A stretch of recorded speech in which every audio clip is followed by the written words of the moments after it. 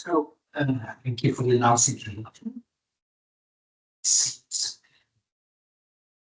before I start, this about 1,000 gigawatts of wind energy is on the world. How much is offshore? Do you have sort of agree? Is it 1%, 10%, 90%? Anyone? If you don't say anything, I assume you don't have a clue. Okay. 70%? 1%? Okay, it's not so far off, it's 5%. More or less, between 5 and 10%. Offshore wind is a relatively new technology compared to land-based wind, but it is a technology with great potential. So this is what that graph shows. You see the green bars, that's land-based wind, and the blue ones are offshore wind. And as you can see from the graph, offshore wind didn't really start before 2010. There were some offshore wind farms before that also, but they were just demonstration projects. But it is in strong growth. And if we continue growing in the way that land-based wind has grown, you could reach 300 gigawatts of offshore wind in Europe by 2050. And if you continue the green growth also, in Europe it will be 1,000 gigawatts of wind energy combined in 2050. That will supply 50% of the European energy needs. So you can always discuss, is this realistic? Will it happen? Well, the European Commission have very strong plans to make this a reality. And they see offshore wind as paramount to reach climate goals, but also industrial development. This is the case. In 2050, 1/3 of electricity consumption will be covered by offshore wind, if Europe does what it says it will do. It's not only Europe, but it's also Norway. Norway has a plan to develop 30 gigawatt of offshore wind. 30 gigawatt of offshore wind is the same amount of offshore wind that we have as hydropower today. So it means a doubling of the Norwegian power system. And then it means that in Norway, 50% of the electricity production comes from offshore wind. If this is realized. So there are some ifs and buts, but the plans are very clear. There is a political direction, there is a mandate to go forward, and then we just have to do it. We talk about massive investments.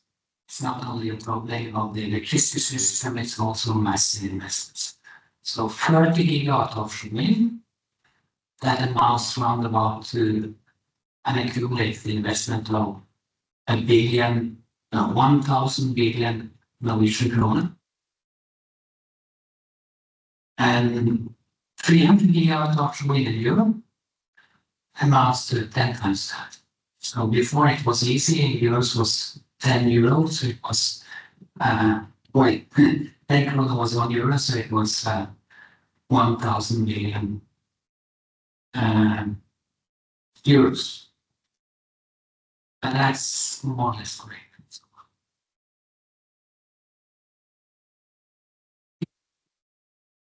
It's a €1 trillion business, and it's a giga opportunity for Norwegian industry to supply goods and services to this market. But it is also a big research challenge. It's not so that offshore wind is already developed. It is presently a niche industry. It needs to be developed.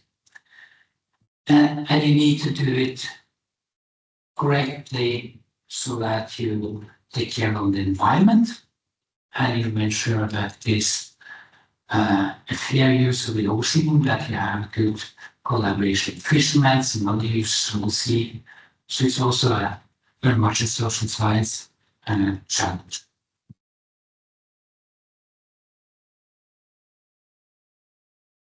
So there are two types of offshore wind. They get very down to this. One is bottom-based. These are wind turbines that looks like close to land, just that they are fixed to the seabed instead of on land.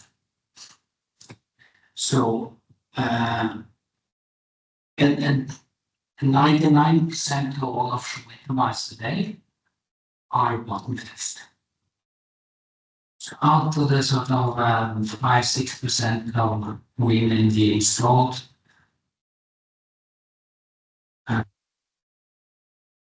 1% of this 5% is floating. So floating is really a niche technology. The bottom-fixed is developed in relatively large scale.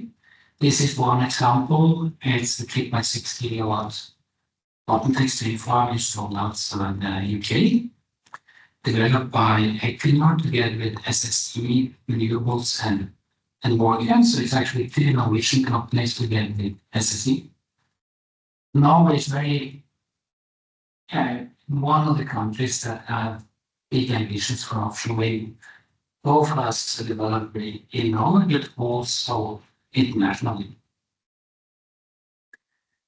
The cost of bottom-fixed is, as you can see, around about 30 British pounds per megawatt hour. If a British pound was 10 krona, it would be 40 øre per kilowatt hour. Then you have to adjust for inflation and so on. So this, we compare 2012 prices to prices, it would be somewhere around 80 øre per kilowatt hour for bottom-fixed. Floating wind is a new technology, as I said, and it is today only a handful of floating wind farms that are being built. One of them is in Norway, it's Olav Tande. It used to be the world's largest floating wind farm. It was 90 megawatts, size of 0.1 gigawatt compared to the bottom-fixed of 3.6 gigawatts. That's relatively small. And there isn't really a cost level that has been established. When you talk about cost of floating wind, it's sort of cost for demonstration projects where you don't have any supply chain that is developed and the technology is not matured. But already now we can see that costs of floating wind are declining. And costs of wind, so bottom-fixed, have been declining for a long time, and then due to the war in Ukraine, inflation and so on, prices haven't gone up lately, but they will come down again. And here you can see an example of the development of the high-wind concept. So this was the first high-wind turbine. It was built in 2009, installed in Norway. The 2.3 megawatt turbine. And these are in scale. So they're all in the same scale. So you can compare them there. Then there was a wind farm built in Scotland with the same concept. And you can see almost 3 times the installed capacity, but the flow through is actually just a tiny bit bigger than the original one. This means that you get more energy out of the same construction or less materials. It means a cost reduction. And this one again, even a larger turbine for hydrogen pumping. Again, bigger energy production, not so much bigger floating. So the upscaling reduces cost. The same you can see here, where you have a semi-submersible floater with a 8.4 megawatt turbine, and then you could actually just increasing the floater a little bit, and you could put a 50 megawatt turbine on top. So this is one way of reducing the cost. Another way is to say, okay, we need some radical new technology, and this is one example. The worldwide wind concept. It is a wind turbine that is behaving a bit like a sailboat with tips over, and then it has two coupler rotating rotors to generate electricity. And according to the elevators, this would be greatly reducing the cost of energy from offshore wind. We may not know if that will happen in fact, but the only way to know it is to try. And I think we should have an open mind also to this kind of developments.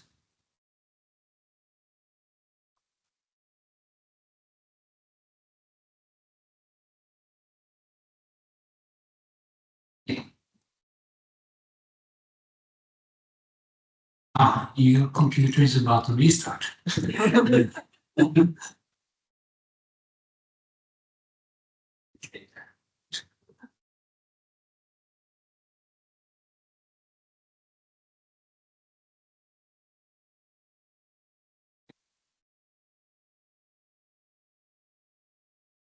Hey, I can take a few questions while this. There you go. So, what to do about this? When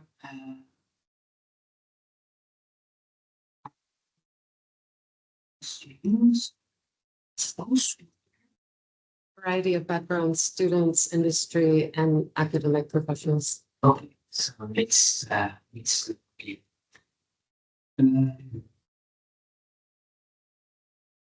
I think that if you combine knowledge in the industry, you create value.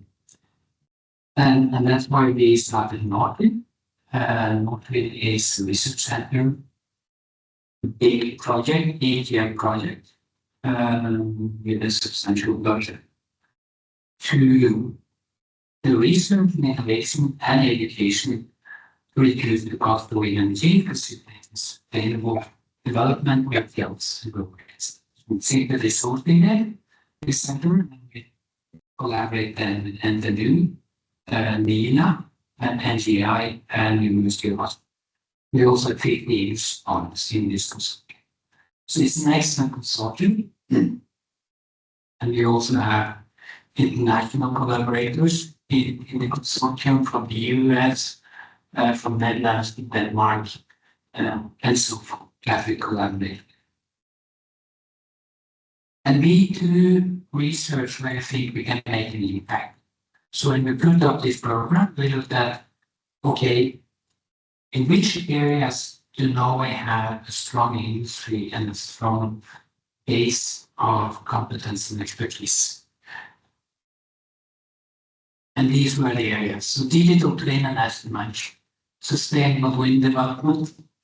And these are areas which will have an impact across different fields of application. So if you look at structures and integrity, that's mainly about substructures for wind turbines, floating structures, complex structures, that kind of things. Then you have maintenance, marine operation and logistics, and then you have the grid connection and system integration. And you can apply then digital twin and asset management to all these areas in the same with sustainable development. And the sustainable development is very much about developing technology that is respecting nature, so not to harm the environment, and to do it so that you have a happy coexistence with other users of the sea. We have 30 innovations in development, and we measure their development through the technology readiness level scale. So in 2021, you can see the yellow bars. In 2022, you can see the gray bars. In 2023, the blue bars. And yeah, this scale goes from 1 to 9. 9 is when you have a ready product for the market. 1 is when you have an idea. And around 4 or 5, you start laboratory testing of the ideas. I'll just tell you about 3 of these innovations that we're working on. One is on efficient fabrication. So if you're going to manufacture a floating turbine, you need to manufacture the floating structure. and that you will use thick steel plates. You will need to weld them together. And traditionally you use manual arc welding techniques. It's a rather time-consuming and also material-consuming process. If you combine this with a type of laser arc welding, you get a much faster production and also use less material. It's actually 9 times faster and 12 times less material use. So it's really a way to cut costs and make it also the production more sustainable. And this is taken further now by Aker solution at Verdal, where they are applying this technology in a new project. You're going to connect floating turbines to the grid. You will need a transformer. So you have cables from the turbine, then you go to a transformer that will transform the voltage from medium voltage to high voltage, then you'll have the transmission. When you have floating turbines, you basically need a floating transformer station. That is a very large construction, and it's not so easy to think of having that as a floating station. It's possible, but it's better to put it at the seabed. Then you use less material and you save cost. And this is a technology again that is developed by Norwegian industry. Last one is about protecting birds. I'll not tell you about that now, but we'll take it afterwards. A way to accelerate the development of the wind is, of course, you need to have projects to build offshore wind farms. And Norway has this year granted one project of 1.5 gigawatt to be built in the southern bottom fixed wind farm. They will have another project granted next year to the floating wind farm. But these are wind farms that are fairly large and will be developed in 2030 and thereafter. If you want to do something further, you could also have small wind farms that you could connect to oil and gas platforms. These could cut costs from emission from oil and gas platforms. And I'm not too only emissions here, and you can also connect them to shore and have supply to shore. I know time is running.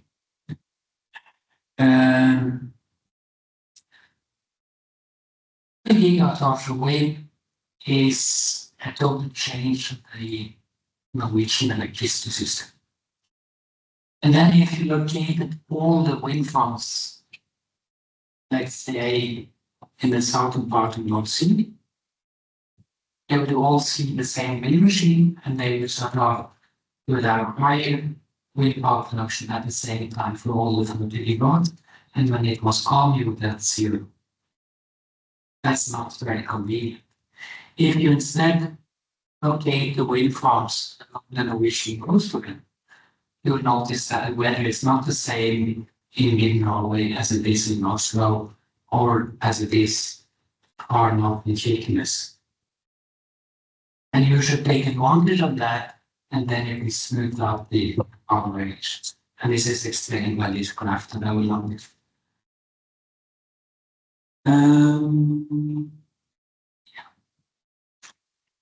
But to take advantage also of the smoothing effect, you need to make sure that the grid is connecting all these wind farms. And presently, we don't have a very strong transmission grid between, for instance, Northern Norway and Southern Norway. The transmission capacity between North and Southern Norway is today, in practice, less than half a gigawatt. So compare that to 30 gigawatt. So you need to develop a new grid. That is difficult to do on land. Maybe we can do it offshore. Just come to my final slides. Indications here for future success. We have a large PhD program in NorthWind. These are some of the excellent PhD students. The next speaker is one of them. I'm very much looking forward to your presentation. And we of course will disseminate our results also. One of the highlights is the Equinor conference. Author abstract is 15th of October, so commercial. And these kind of events are also very. Thank you for listening.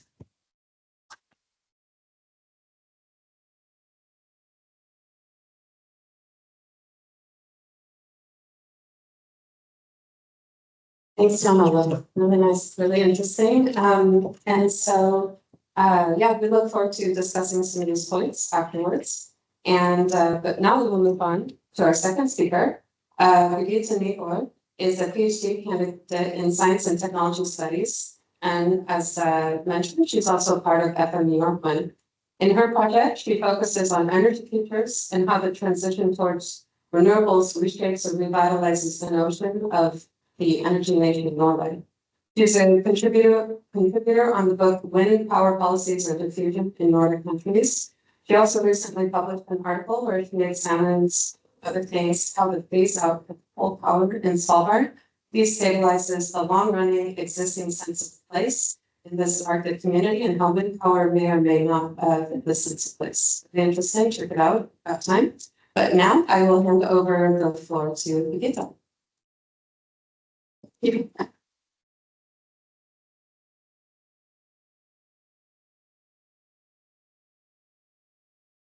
Update continues. Smooth. So it's the mundane computer you have right now. Thank you. Yeah. Okay. So in June 2020, then Minister of Petroleum and Energy, Tine Bru, announced the opening of first two offshore wind power areas in Norway. As Jan Olav also pointed out, she declared that she's confident that offshore wind power can become a new grand business by developing an industry that continues the long history in Norway of utilizing nature-given resources. And in many ways, this opening constitutes a crucial point in the Norwegian story of offshore wind power. And as you can read from this quote, it also goes beyond mere increased energy production. So how to tell this story and what can be the mission role of offshore wind power in Norway? Discussions around new technologies, they often tend to get rather technical. They can center around the technological potential, the necessary policy instruments that can underpin this potential.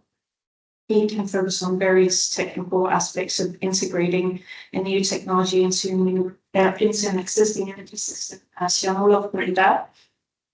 And it can also focus on the design of framework conditions such as subsidies, taxation schemes, increasing demands for local content of these projects, or efforts and requirements to reduce the environmental impact. And then, of course, also the location of new technologies. So some discussions end up with focus on how we can realize the potential that such a technology offers.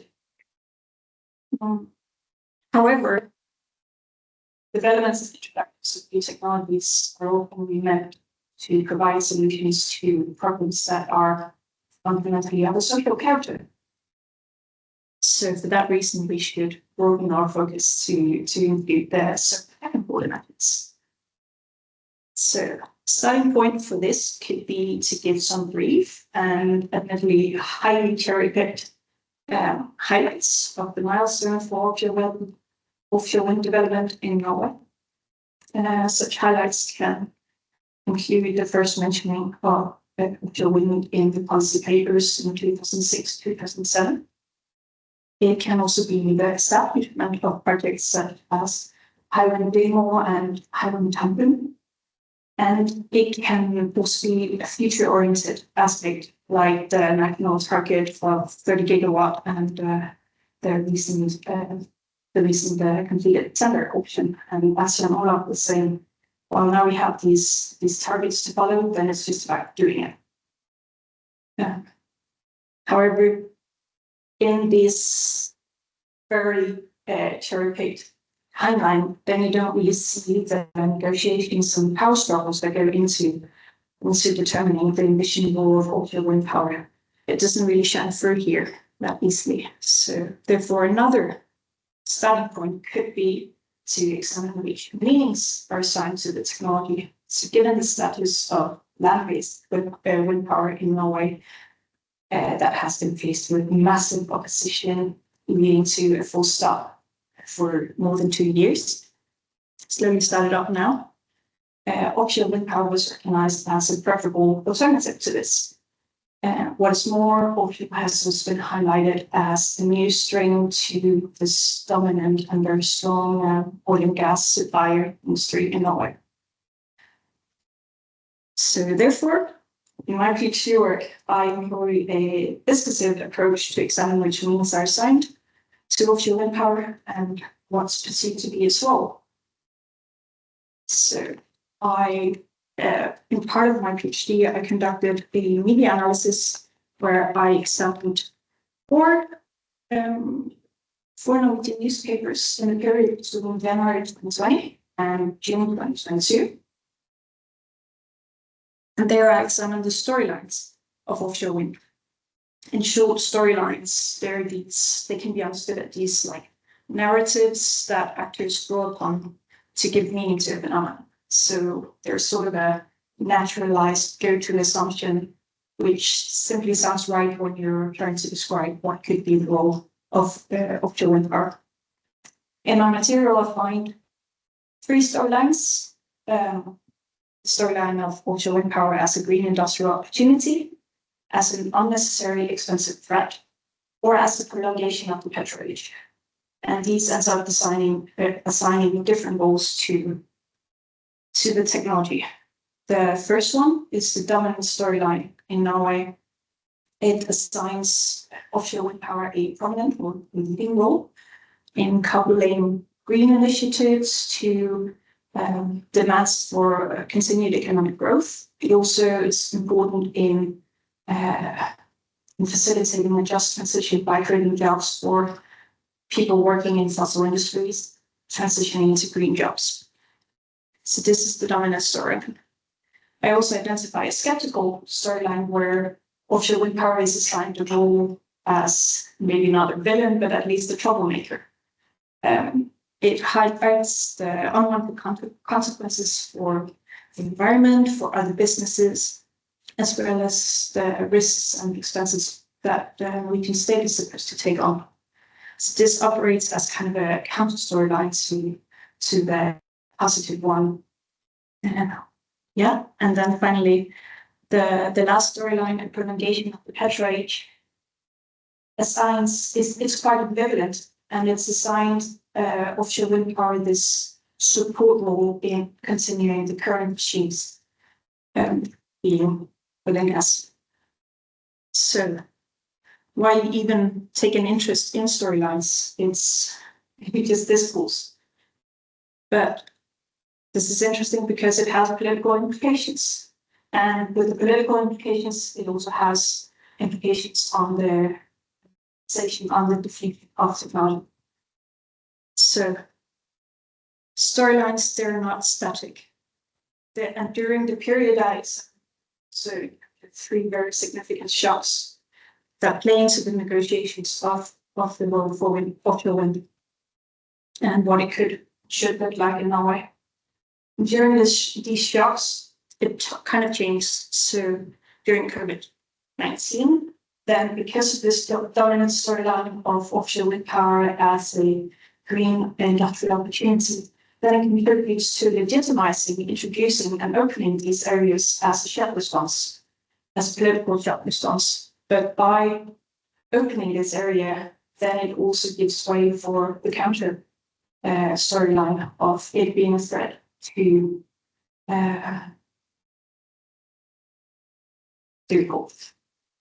flourish. It engages new actors that were probably not invested previously, but because it becomes closer to realization, then they take an interest.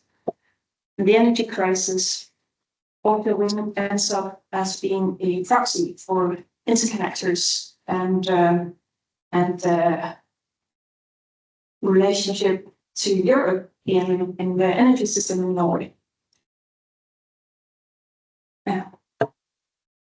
It leads to these discussions where it becomes the process for interconnections leads to a negative understanding of offshore wind power. It therefore leads to the downsizing of the project, and thereby the biggest promoters of offshore wind power, the project developers, potential project developers, start to also take on this negative storyline of offshore wind power as a threat simply because it's no longer profitable, so thereby constituting a risk. During this time, offshore wind power also gets increasingly coupled to petrol platforms as a way to electrify the oil and gas production. As such, it ends up with a deflated optimism and an increasingly complex role of offshore wind power. Whereas it previously was very easy to just say, oh, it's a green industrial opportunity, more shocks and more discussions closer to realization, and so complicating this role. Yeah. And then during the war, the Russian invasion of Ukraine, then energy export becomes moral responsibility. There was even I think it was Lars Haltbrekken that ended up calling Norwegian energy freedom energy. So we have a moral responsibility, whereas it's previously protectionist, rather energy nationalist wave that you saw, wind that you saw during the energy crisis, that has gone now because of the war. And moreover, this increased wave of seeing or envisioning offshore wind power as a means to electrify the oil and gas platform takes on during the war, because offshore wind power is too far away from realization, so at least it ends up supporting the energy we already have in petrol platforms. So we might see now, or I see, a move of offshore wind power as having a prominent role to be degraded to a support role for continued oil and gas production. The role of offshore wind power in Norway, from social science perspective, is still under negotiation. While an outside and out of mind logic has been useful in earlier discussions, then the closer it gets to realization, the more complex and complicated does this negotiation of the role of offshore wind power become. So moving from hypothetical discussions into realization not only increases the engagement of different actors, but also discussions over what implications certain storylines could have, and also a broader understanding of what and where those implications of offshore power can actually play out. Yeah.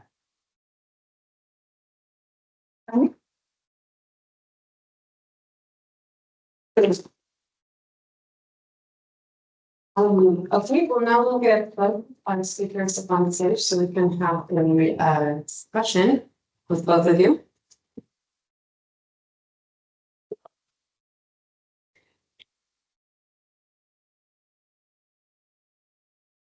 So for those of you in the audience, take a look. I believe there are a few questions already in the Menti. So vote, add some more questions if you have, but for now, I will start off with this question that has the top amount of votes. So from the audience, offshore wind is expected to cover 50% of the Norwegian energy needs.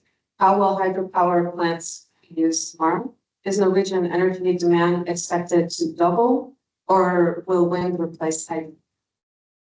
Start with Jan-Olav. So the hydropower today, same the 2050 as they do today, or even more if they are, there would be more hydropower plants also. Then we know that the electricity demand in Norway is increasing because you want to electrify use fossil fuels. So there will be an increased electricity consumption.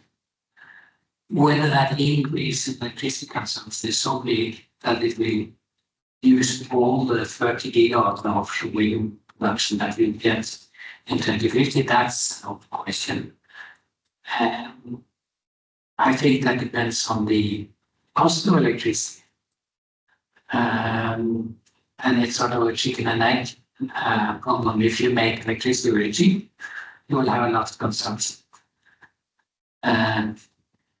Okay, maybe we don't want that much consumption either, so there is maybe some limits also, but I think the idea is that if we develop offshore wind to be a competitive source of electricity in the electricity market, it can be sold in a profit to other countries also. Yeah, I also just want to piggyback on the increased electrification of society. More features we have in our everyday life that are electrified, then higher demand. So, yeah, one of us as the industry. Norway has an energy consumption capacity that is 4 times higher than the one in Denmark, and it's higher limit to the industry. Industry. Thank you for your answers. Now the next question will be to what to what extent does 30% wind power in Europe rely on increased energy storage capabilities, and what kind of energy storage is needed? You know, or not, or an hour basis. So I guess we're heading a bit towards the topic of hydrogen, which is often mentioned in relation to offshore wind. So maybe if you can comment on those opportunities and also how this storage or hydrogen can affect the perception of offshore wind. So. Well, it's a very good question, and I forgot to mention that previous question that production of hydrogen can also be an opportunity in the future. And then you can use hydrogen for fuel for boats and airplanes and what have you. Maybe not hydrogen in its pure form, but also transfer to other fuels. So that may be a way. Then for balancing, yes, there is a need for balancing. But there are also many people think automatically about that we need to have energy storage. There's also very much about demand flexibility. So there's a lot of flexibility in the demand that isn't utilized today. Think about water heaters. You can turn it on and off, and you will not notice if it's off just for a few hours. Or floor heating, or refrigerators, or and industrial processes. So there is a lot of these opportunities for flexibility. But certainly our hydropower will be much more valuable in the future as a source for storage, long-term storage. And we have been studying wind fluctuation to see, okay, how long periods will there be with no wind production at all in Europe and so on. But there will not be any periods with that if you take Europe as a whole. But locally you will have these kind of periods. And the longest periods is maybe 1 week. So you could have 1 week without wind. But that is for a local area. And then if you distribute the whole Europe, it will not happen that. And for that long.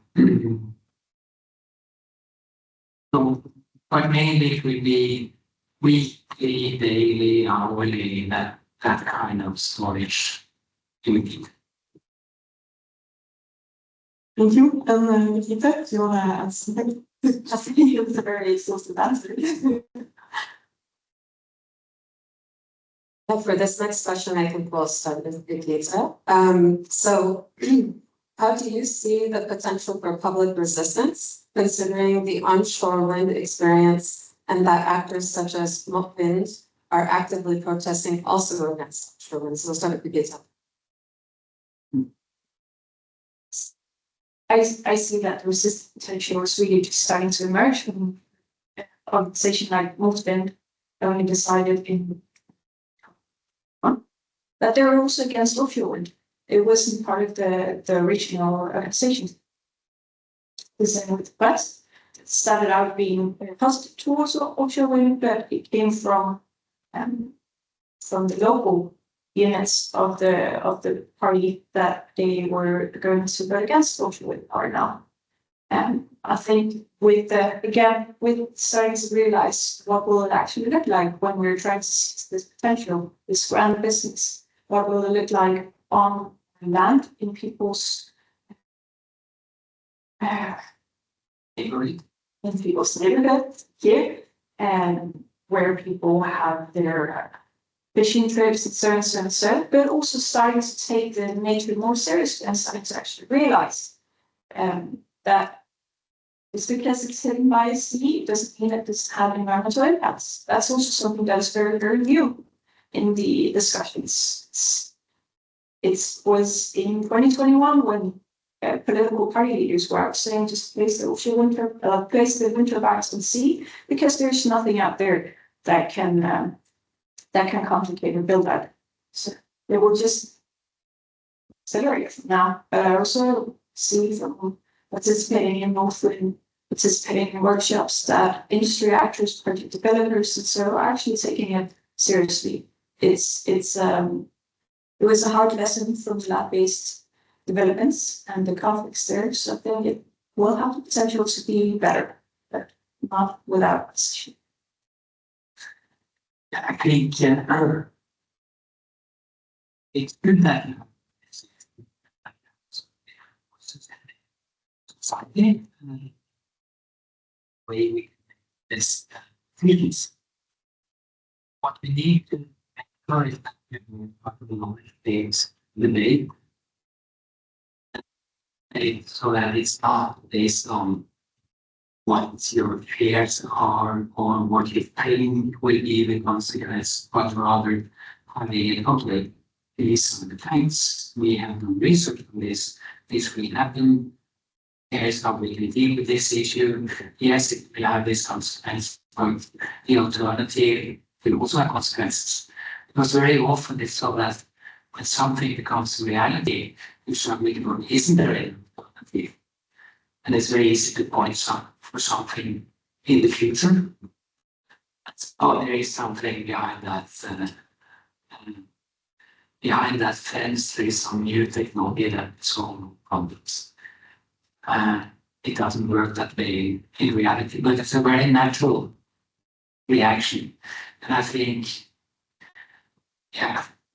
things like these kind of arrangements to be in the public debate, to communicate about the technology and consequences and figure out the best possible ways is the best way forward. If I can just interview, I also think it's important for knowledge-based discussion, but also value-based discussion. It's also about having these harder and more grandiose discussions of what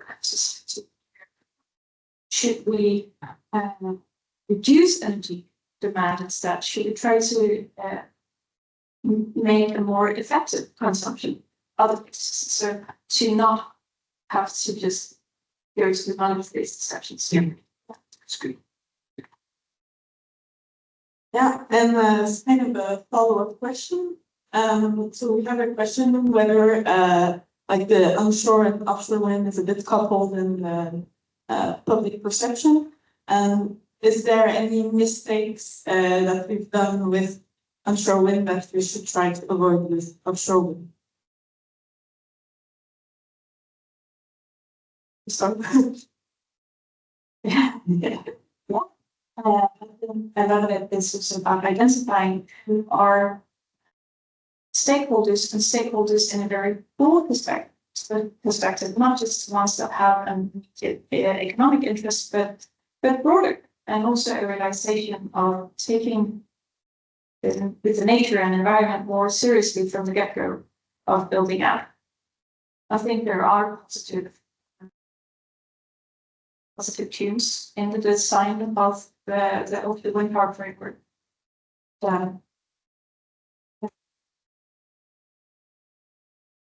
You should maybe learn from the onshore wind development. There's lots of lessons learned. For me, maybe the one most important learning is that you need to have a good engagement with the public. If I should characterize land-based wind development, it was so that 10 years ago, there were lots of applications to build land-based wind. And then there was a period where they just had the right to build, but they didn't build anything because they were waiting for it to be economic. And all of a sudden, prices and so on developed. So now it's economic, now we do it. And they had the right to build, and they just build without, having a big dialogue with the community that was involved. So there was this gap of time without communication, and all of a sudden the local community, well, they said yes 10 years ago, but all of a sudden, whoops, what is happening? I'm probably exaggerating a bit, but you see my point.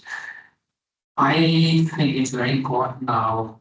Offshore wind, we just awarded the first offshore wind farm to NTNU to build in southern North Sea. It will not be up and running before 2030, the earliest. It's extremely important that NTNU and the actors of the offshore wind business keep the dialogue with the public in this period until they build, and that also that they take it very seriously, the concerns from the public, and not just say, okay, we have the permission, we can do what we want, but to still have this dialogue. Well, then I think we could actually benefit from the offshore, onshore, or looking at some previous energy technologies, hydropower and oil and gas. Like, how would they design? What kind of visions were there? Was this a vision for the energy nation as a democratic, and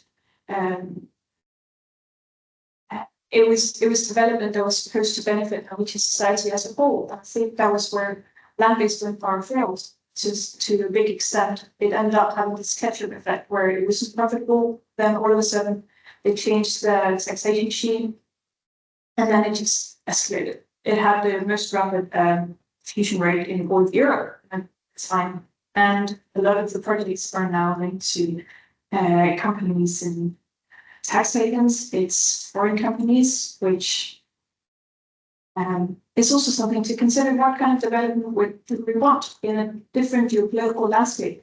What kind of development do we want? We want to have this kind of locally focused and local content in our technology projects. Very interesting. Yeah, that is very interesting, and I think it segues nice to this next question.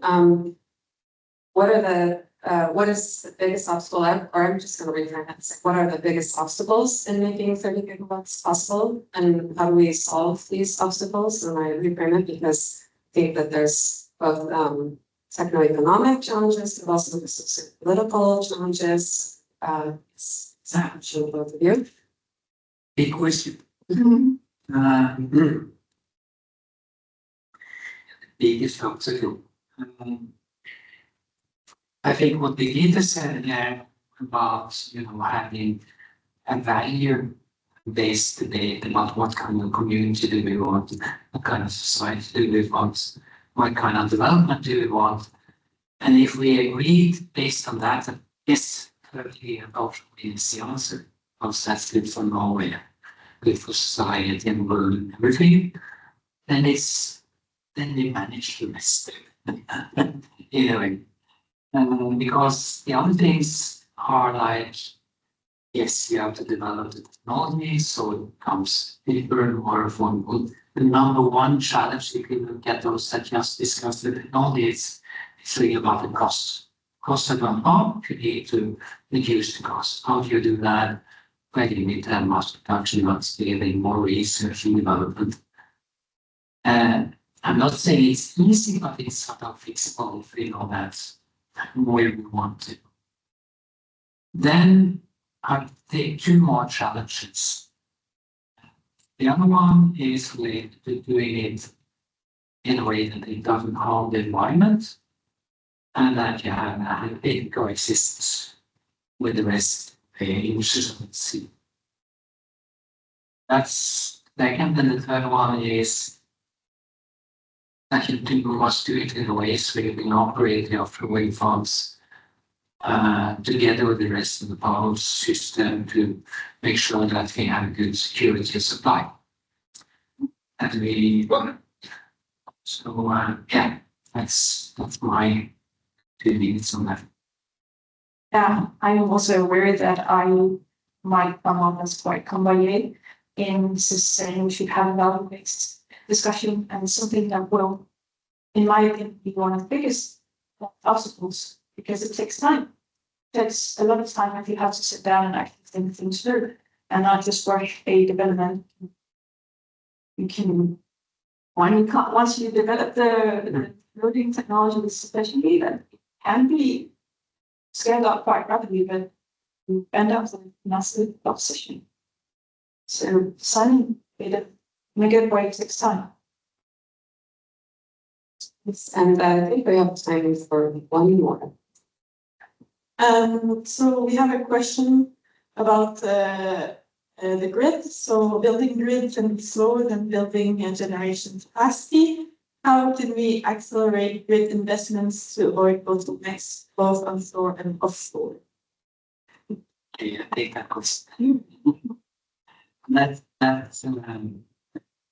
big challenge, and it's not really wasted because we have to develop the grid before you see that a need for it. And once you have a need, it's basically too late. So you can build a wind farm first and then develop the grid afterwards.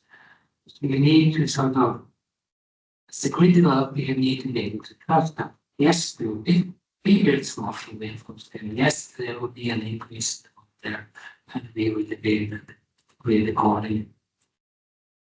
And then most cases this works well, but it is so that grid developers are always a bit sort of not the first one to say for the year, let's build the grid, because they really want to make sure that everyone is following through. All this puzzle, I'm not sure, but research is one answer at least. You have solution a little bit. I want to also promote the research. Well, I guess those can be our final words. Research is the answer. So thank you. Please give another round of applause to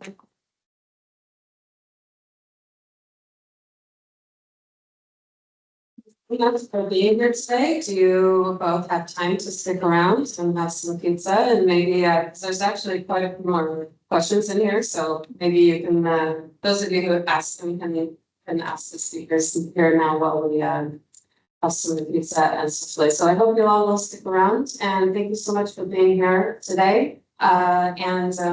This is, like we said, our first, so we hope to improve and get it better as we move along. And our next session is on carbon capture and storage. So we've already booked 2 speakers for that, and we're discussing, is it an essential tool or an expensive distraction? So I hope you'll join us for that discussion as well. On October 31st. Yes, October 31st, last Thursday. Thank you.